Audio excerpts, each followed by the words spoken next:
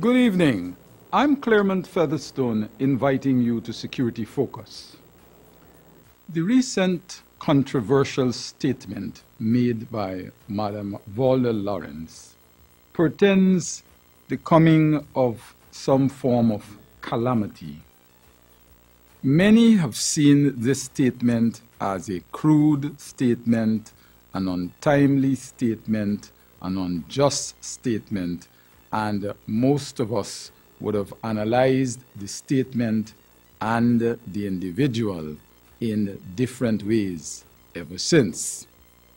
My analysis of the statement, for the most part, says to me that the statement is not necessarily a racist statement in itself, even though it seemed to have some form of racist connotation.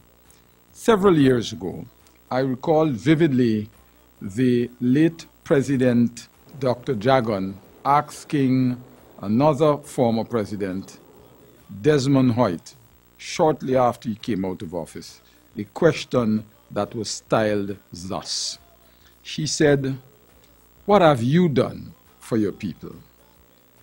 And in response, Desmond Hoyt said, "Are you implying that I have done virtually nothing for your people?" And Dr. Jagan laughed. And he said, "Don't play tricks with me, Desmond. You know exactly the question I'm asking you. What have you done for your people? I know what you've done for my people. I know what you have done for my people in an attempt to win them over. I know after the elections, all the people in the country would have become your people.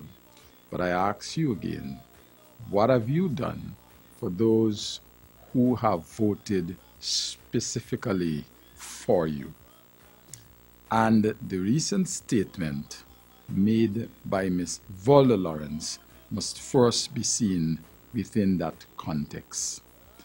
Mrs. Lawrence is of the mind that the government has not been able to deliver fully on the goods and to do such things for their supporters foremost.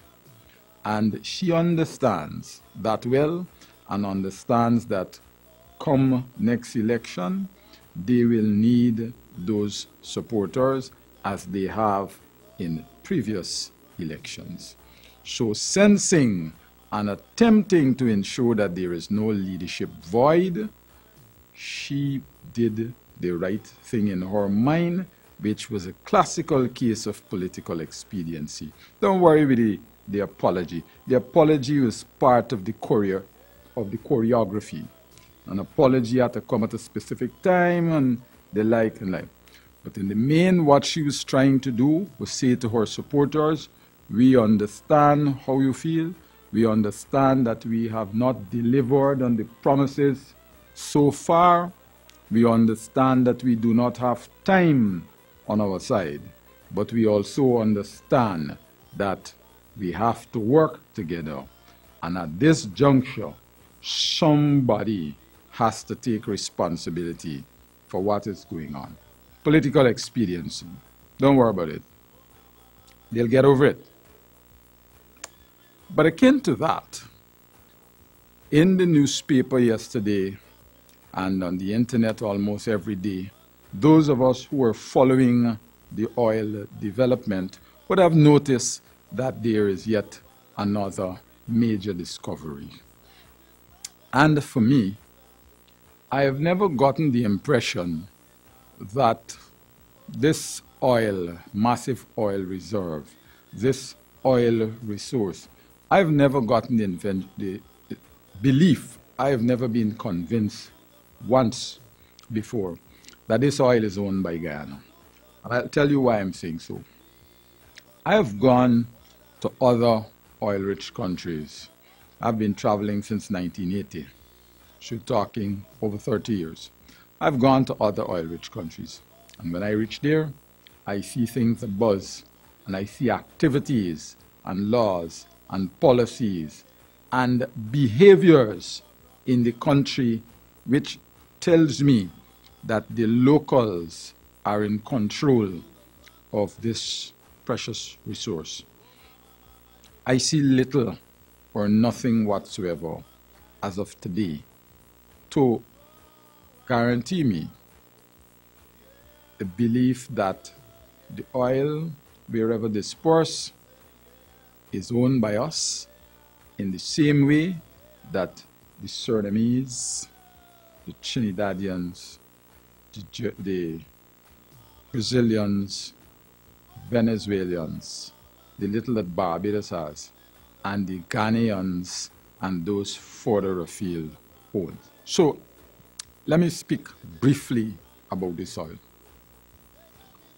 As soon as this oil starts to produce, our entire landscape will change, whether we want to live with it, whether we want to accept it or not. Our landscape will change. Recently, I reported on one of my telecasts that I was accosted by a young girl about 14, another about 15, 16, who were practicing acts of prostitution. And there are quite a few of them here, and I'm told that they operate from some specific guest houses. And so those of us who are not accustomed to child pornography and child prostitutes, we are going to become accustomed to it the hard way.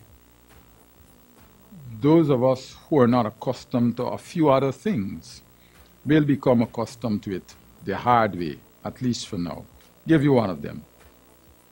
Have you ever wondered why the woman from Santo Domingo, Brazil, several other countries, very fair in complexion, nose straight, face looking like Caucasian people, complexion looks like Caucasian people, but when you watch the hips, they are carrying the largest bottoms you have ever seen in your life. Explain why this is happening. Many of them have been socialized and comes from society where they are indifferent to black people and black folks. Even if they got a black family or a black mother or a black father, the black mother will say to them, I have done my best to take care of y'all, but I have had it difficult coping, and I did not cope well because of the shape of my nose, or it was too big, although I had the necessary complexion, or what have you. But there is one thing most of them want, and have agreed categorically and unanimously on, that everybody want a bottoms like an oversized black woman. Everybody have agreed on that. So many of them go to many of the plastic surgeons, and there are a lot of plastic surgeons in Santo Domingo. And they do, for the most part, excellent jobs. Every now and again, somebody's dead. Every now and again, somebody's killed. Every now and again, somebody's infected. Something goes wrong. But for the main, most of them who comes here, with those high complexions and very small waists, flat stomachs, breasts up in the air, and the like, they would have gone to the plastic surgeons. And the plastic surgeons would have charged them $2,000 US for this, $2,000 US to move the fat from your abdomen, $1,500 US to put it in your buttocks, another $2,000 US to nice up your legs, and so much to do the upper part of your body. And then you want to have your breasts to look like two headlamps, and they got the headlamp effect for you with a price tag. When they come here, most men who are not aware of the caricature nature of things see them and says, yes, Banners, real McCoy, you need to get one of this, and you're gone, you get yourself involved with them. To the extent of which Many of them are very good business people. I've gone to countries, I've seen Indian businessmen in the country, in the West Indies. You could go to countries like St. Martin and several Dutch countries, and many of them, and St. Thomas, and so you see big Indian businessmen, Indian men with large businesses, and they have these Spanish women and their relatives running the business. See it in French Guiana, see it in Cayenne, see it in Panama, parts of Brazil, and so. And these women do good business.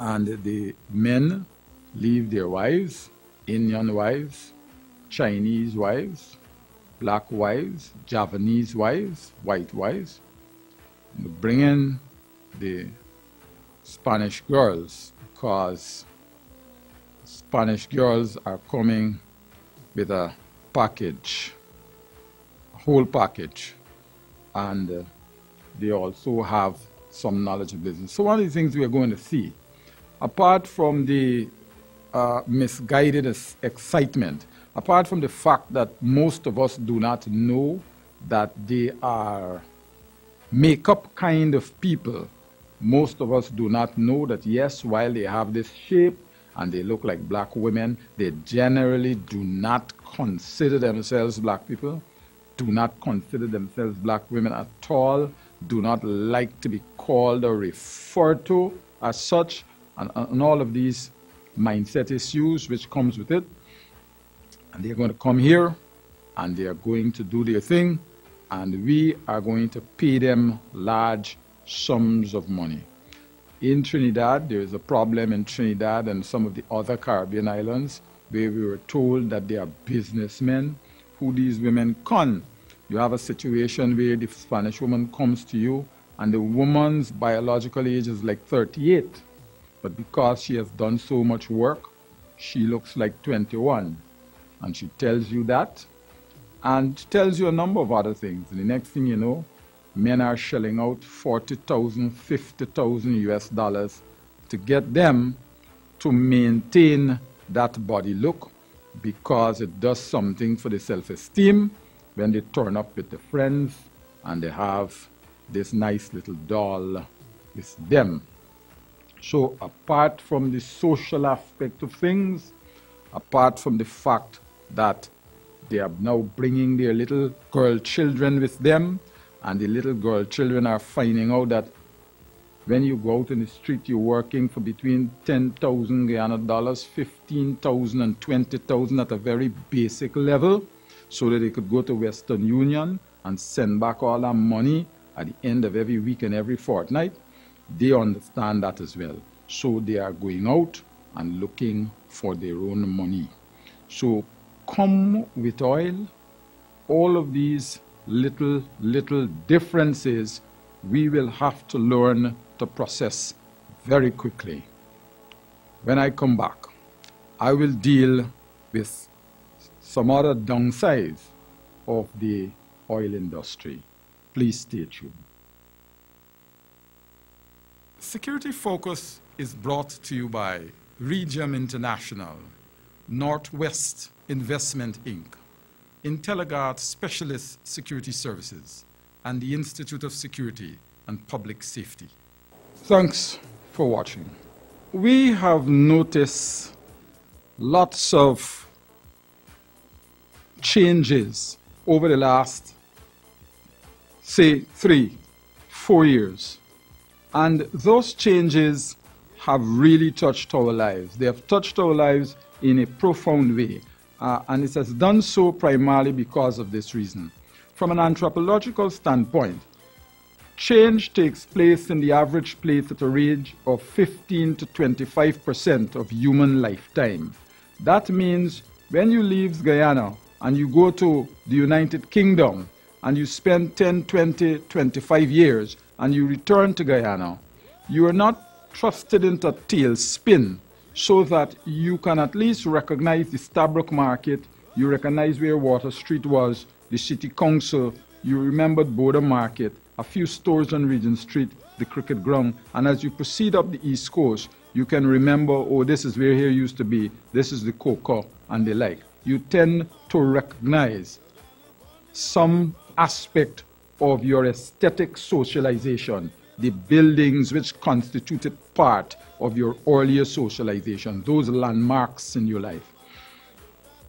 When you have a situation such as the one that we are faced with now, you're having every 2 days a number of regulations being thrusted upon the country, and the ordinary man is not able or capable of knowing why, and oftentimes is not given proper justification as to why. And those have created some turbulence in our lives and has really caused us a certain degree of anguish.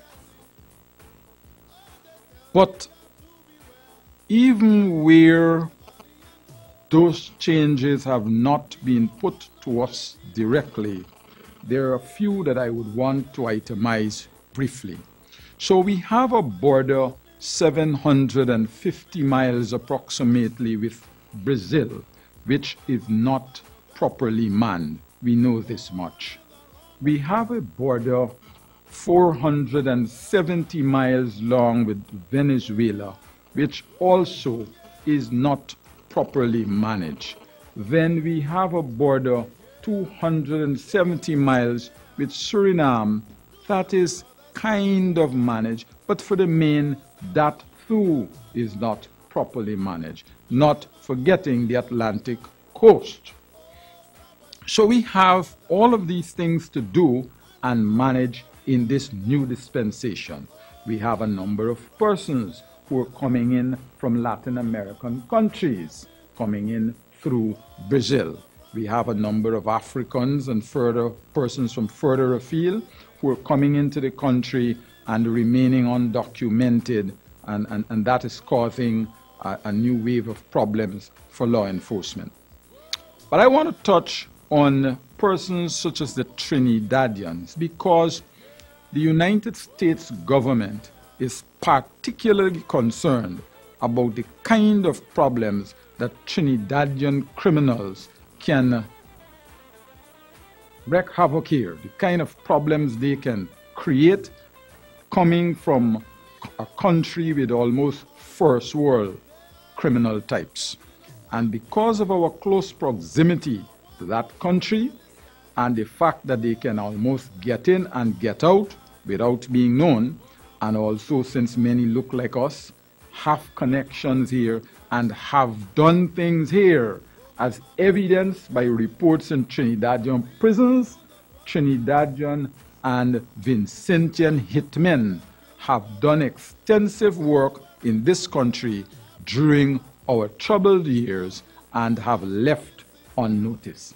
So those are some of the difficulties that we will have to grapple with come first oil. Then we have yet another problem to deal with. We will have to deal with transnational crime, people coming from much further afield.